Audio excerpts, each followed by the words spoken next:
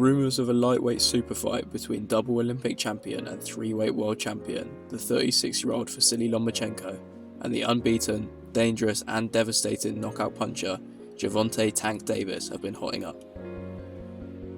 The 29-year-old American is regarded as the world's best lightweight, and the vast majority of boxing fans believe that this fight is coming at the right time for him as he enters his peak and Loma reaches a steady decline. The popular opinion is that Tank's power will simply be too much, having scored 28 KOs in his 30 wins.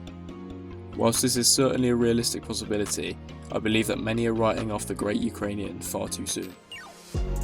It's clear that Loma still has plenty to give, looking absolutely electric last time out against a very game George Kambosos Jr., becoming the first man to ever stop the Australian. Whilst Kambosos is no Tank, we know Loma has a lot left in the tank. Even before this, he pushed Devin Haney to the wire, where many feel Lomachenko should have become the new undisputed lightweight champion of the world.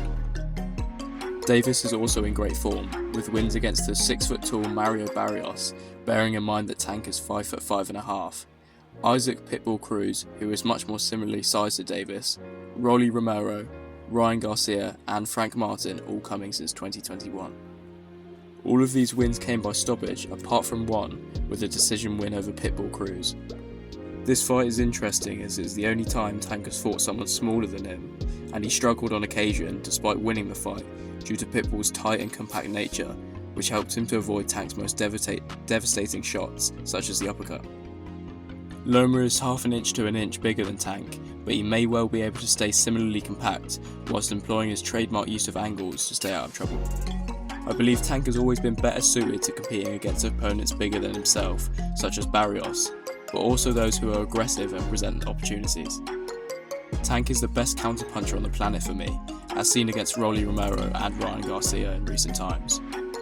But you can't say that Lomachenko is reckless, as he is extremely calculated in the way he goes about his work.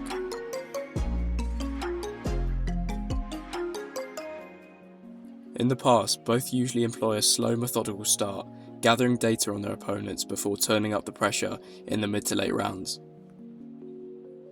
However, Loma has been stung by this in the past, such as in the Teofimo Lopez fight, where he didn't really get going until round 7. Since then, I believe he's learnt from this, particularly starting much stronger in the Haney and Kambosos fights. Davis is yet to be stung by his tactics, so will likely stick with them, believing in his power to stop his opponents at some point. But if Loma starts piling up the rounds, I don't think there's any lightweight on the planet as likely to be able to survive the second half of the fight on their way to a points decision.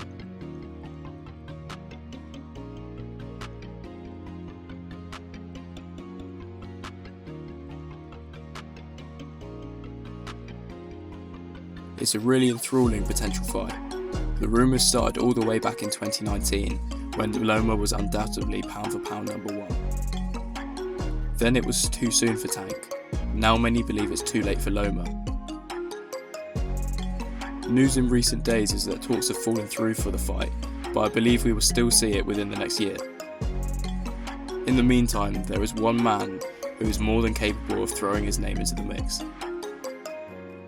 He is the WBC champion Shakur Stevenson.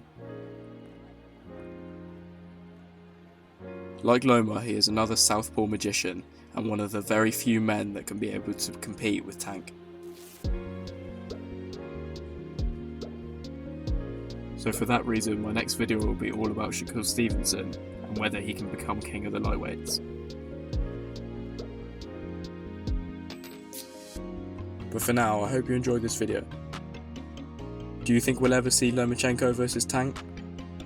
And if not, do you think Shakur Stevenson can beat either man? I'll see you all again soon.